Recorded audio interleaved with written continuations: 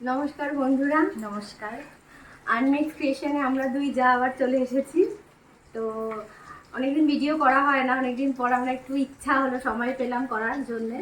তো আজকে আমরা একটা রেসিপি করে দেখাবো রান্না, সেটা হলো চিতল মাছ। তো চিতল মাছের পেটির একটা রেসিপি করব। চিতল মাছের মুইঠাও হয়, কিন্তু এটা আমরা চিতল মাছের পেটি এনেছি বাজার থেকে। তো ওই পেটিটা দিয়ে কিভাবে রান্না করব, কেমন খেতে হবে, সবই আপনাদের জানাবো। তো আপনারা ভালো করে দেখতে থাকুন ভিডিওটা আর রেসিপিটা ফলো করুন। আর আমাদের এই চ্যানেলের আরো ভিডিও দেখতে গেলে লাইক, শেয়ার এন্ড সাবস্ক্রাইব করুন। আপনারা দেখতে পাচ্ছেন চিতল মাছের পেটি আমরা ভেজে রেখেছি ভালো করে, একটু ভালো করেই ভেজেছি। মাছটা যেহেতু ভেঙে না যায়, একটু কড়া করেই ভেজেছি, কিন্তু খুব কড়া করব না, মোটামুটি মিডিয়াম। নুন, হলুদ আর সর্ষের তেল দিয়ে আগে মাখিয়ে রেখেছিলাম। আচ্ছা। আর এই মাছটা রান্না করার জন্য আমার লাগবে হচ্ছে পেঁয়াজ কুচি, এদিকে হচ্ছে কাঁচা লঙ্কা, আদা, রসুন তিনটে একসঙ্গে মিক্সিতে পেস্ট করে নিয়েছি, এদিকে টমেটো কুচি, আর এদিকে আলুটা ভেজে তুলে রেখেছি। আলুটা অপশনাল, আপনারা দিতেও পারেন, নাও দিতে পারেন। তো আমাদের বাড়িতে ঝোলের সঙ্গে অনেকেই আলু খায়, তাই আমরা আলুটা দিয়েছি। আমরা কড়াই গ্যাসে বসিয়ে দিয়েছি। প্রথমে থাকবে এরকম স্লো, তেলটা গরম হোক।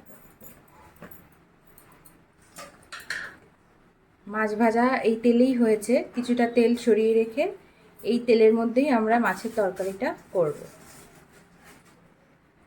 প্রথমে এই তেলের মধ্যে ফোড়নে যাচ্ছে গোটা জিরে আর দুটো তেজপাতা।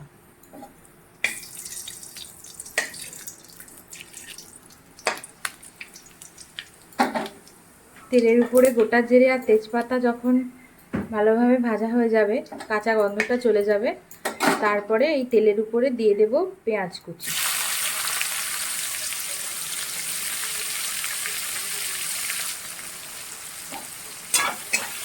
পেঁয়াজ কুচিটাকে ভালোভাবে নেড়ে নেড়ে পেঁয়াজের কাঁচা গন্ধটা চলে যাওয়া অবধি অপেক্ষা করব। এই চিতল মাছ রান্না করার সময় যে পেঁয়াজটা ভাজবো, একটু মিডিয়াম আঁচে করব, কারণ বেশি জোরে বাড়িয়ে দিলে পেঁয়াজটা একটু পুড়ে যাবে, টেস্টটা আসবে না। তো মশলা ভাজা বা পেঁয়াজ, আদা, রসুন মশলা ভাজার সময় একটু মিডিয়াম আঁচে এগুলো করব। তো দেখছো পেঁয়াজটা ভাজা হয়ে গেছে মোটামুটি। আমি এর মধ্যে টমেটোটা দিয়ে দিচ্ছি। দুটো টমেটো কেটে রেখেছিলাম, সেই কাটা টমেটো দুটো দিয়ে দিলাম। আমি এবার একটু টমেটোটা অল্প হালকা ভাজা হতে একটু নুন দিলাম, যাতে টমেটো নুন ঢুকে। আর টমেটোগুলো একটু স্ম্যাশ করে দিচ্ছি ভালো করে, ডাল কাটার দিয়ে ঢেকে দিলাম। এত সুন্দর কালার এসেছে।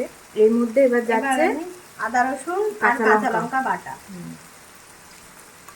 আমাদের বাড়িতে ঝালটা একটু বেশিই খায়, তো আমি সেই পরিমাণে দিচ্ছি, 4 চামচ দিলাম।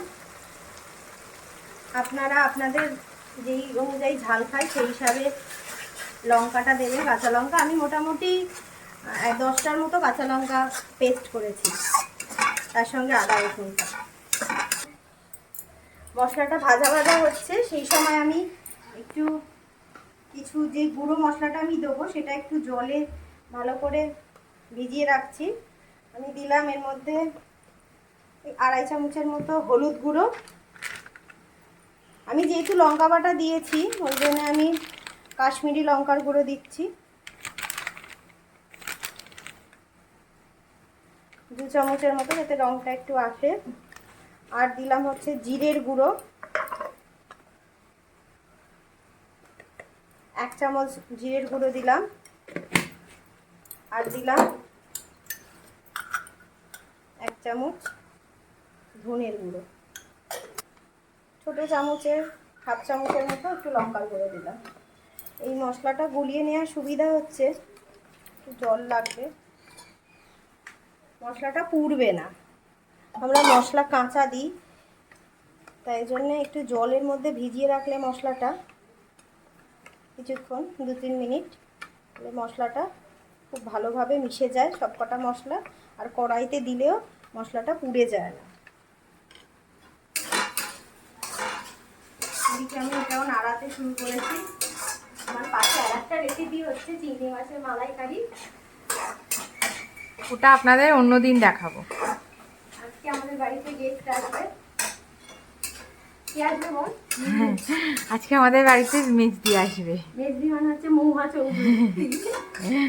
ওর জন্যই করছি রান্নাগুলো। আমার দিদি স্পেশাল। আমার বাড়িতে এইসব ধরনের রান্না মোটামুটি হয়, কিন্তু সবার রান্না করার প্রসেসটা আলাদা। তো আমাদের বাড়িতে কিরকম হয় সেটাই আপনাদের সঙ্গে একটু শেয়ার করলাম আর কি। আপনারা দেখতে পাচ্ছেন মশলাটা মোটামুটি ভালো বেশ ভাজা হয়ে গেছে এবং রসুনের যে কাঁচা গন্ধ সেটাও চলে গেছে। এবার এর মধ্যে আমি জিরের গুঁড়ো, ধনের গুঁড়ো, হলুদ গুঁড়ো, লঙ্কার গুঁড়ো, যেটা আমি জলে ভিজিয়ে রেখেছিলাম, আমি সেই মশলাটা দেবো, দিয়ে আর একটু নাড়াতে হবে। আর এই মশলাটা ভাজার সময় আমি একটু সামান্য চিনি দিয়ে দিচ্ছি, কারণ জিরেটা বেশি ভাজলে তেতো হয়ে যায়। জিরে আর আদা যেখানে থাকে বেশি ভাজলে তেতো হয়ে যায়। একটু সামান্য চিনি দিচ্ছি যাতে ওই ব্যালেন্সটা থাকে। সব রান্নাতে একটু চিনি লাগে ব্যালেন্স দেওয়ার জন্য, তো আমিও সামান্য একটু চিনি দিচ্ছি। হাতে করে চিনিটা একটু উপরে ছড়িয়ে দিলাম।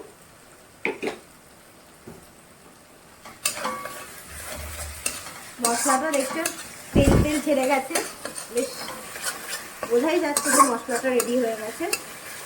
এবার এর মধ্যে আমি বাকি ইনগ্রিডিয়েন্টসগুলো দিয়ে দিলাম।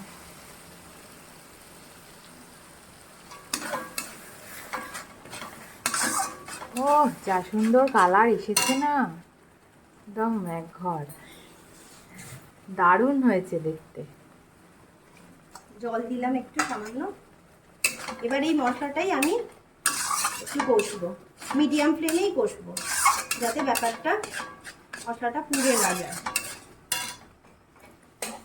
আপনারা দেখতে পাচ্ছেন মশলাটা প্রায় আমি 3-4 মিনিট তো হয়েছে কষাচ্ছি।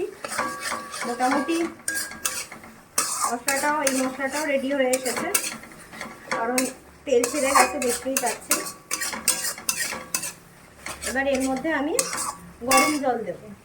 যে কোনো রান্নায় ঠান্ডা জল দেওয়ার থেকে গরম জল দিলে টেস্টটা ভালো আসে।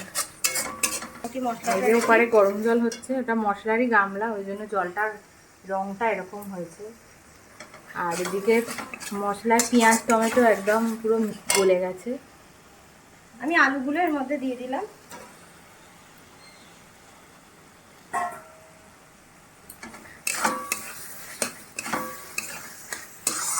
তো মশলাটা আমার প্রায় ভাজা হয়ে গেছে, এই কাঁচা গন্ধটা সেটাও চলে গেছে। এবার আমি যে গরম জলটা করছিলাম সেটা এবার মিশিয়ে দেবো। গরম জলটা আমি ঢেলে দিলাম। জলটা আপনারা আপনাদের প্রয়োজন মতো দেবেন। কেউ মাখা মাখা যদি মাছটাকে খেতে চান তাহলে একটু কম জল দেবেন, আবার কেউ যদি একটু ঝোল ঝোল খেতে চান, তবে আমার মনে হয় একদম মাখা মাখাও খুব একটা ভালো লাগবে না, আর একদম পাতলা জলের মতো ঝোলও ভালো লাগবে না। একটু মিডিয়াম রাখাটাই ভালো হবে। তো আমি একটু নুন দিয়ে দিচ্ছি পরিমাণ মতো। এবার আমি এটাকে একটু চাপা দিয়ে দেবো। এটাকে আমি চাপা দিয়ে দেবো, কারণ ঝোলটা ভালোভাবে ফুটলে, ঝোলের মধ্যে পাক আসলে তবেই আমি মাছগুলো দেবো। কারণ বেশিক্ষণ ধরে ঝোলে মাছ ফোটালে মাছটা ভেঙে যাবে, তাই জন্যে। তো ঝোলটা আমি মিনিমাম 7-8 মিনিট ফোটাবো ভালো করে, যাতে ঝোলের মধ্যে পাক আছে। আমরা আবার 7-8 মিনিট পর ফিরে আসছি। আপনারা দেখছেন প্রায় 10 মিনিট হয়ে গেছে। 10 মিনিট আমি ঝোলটাকে নুন দিয়ে চাপা দিয়ে দিয়েছিলাম যাতে একটু পাক আসে ঝোলটাতে। দেখতেই পাচ্ছেন বেশ ভালো পাক এসে গেছে ঝোলটা। এবার আমি মাছগুলো দেবো পরপর। তো বড় বড় মাছগুলো না, চিতল মাছের পেটিগুলো, মানে ভয় লাগে ভাজতেও, মনে হয় যেন কীভাবে ভাজবো। আর এত বড় বড় মাছ খাওয়াও যায় না বল। 3টে মাছেই কড়া ভর্তি। হ্যাঁ, 3টে মাছেই কড়া ভর্তি হয়ে গেছে।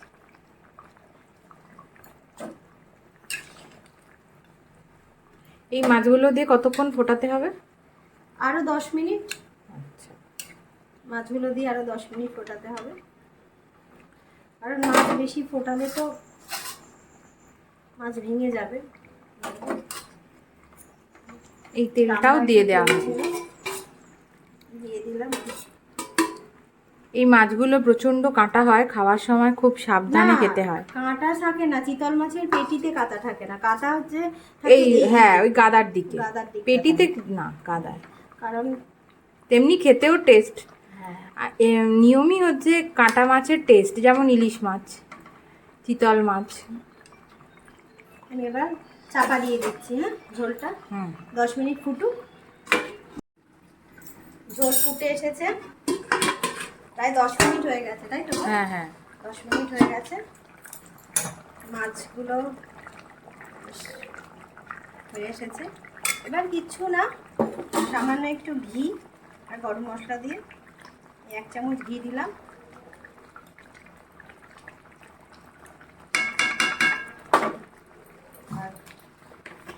আর বেশি না, 1/2 চা চামচের মতো গরম মশলা দেবো। গরম মশলার গন্ধটা আবার অনেকে পছন্দ করে না।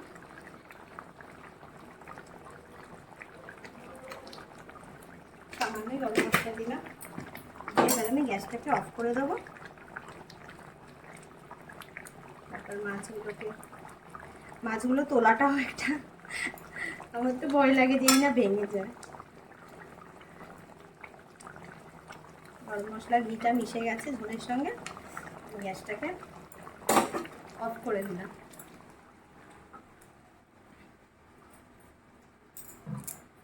এবার মাছগুলোকে আস্তে আস্তে তুলবো।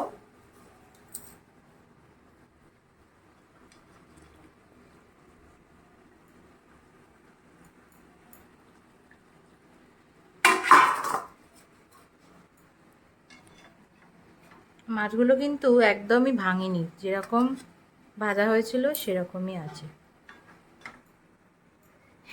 এই থালাটায় 3টে বেশি ধরবে না, এর উপরে উপরে রাখলে নিচের মাছগুলো তুলতেও অসুবিধা। হ্যাঁ, সার্ভ করার সময় অসুবিধা। হ্যাঁ, ওই জন্য আলাদা আলাদা জায়গায় রাখা হচ্ছে।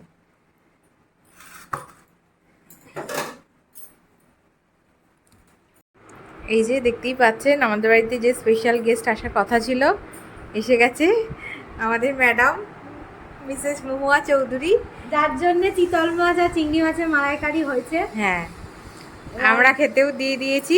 আমি খেয়ে তারপর রিভিউটা দেব হ্যাঁ কেমন হয়েছে। ঠিক আছে, চিংড়ি মাছের মালাইকারিটা সত্যি খুব সুন্দর হয়েছে।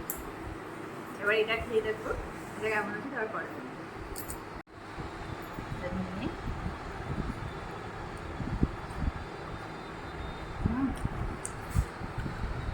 ফাটাফাটি, খুব সুন্দর হয়েছে,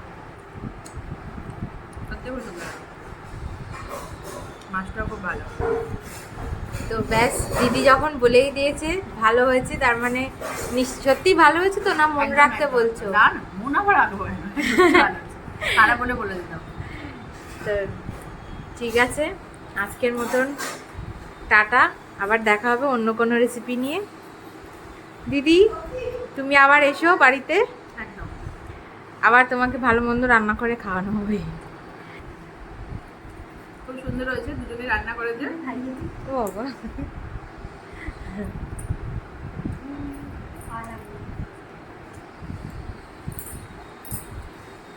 চলো টাটা। টাটা।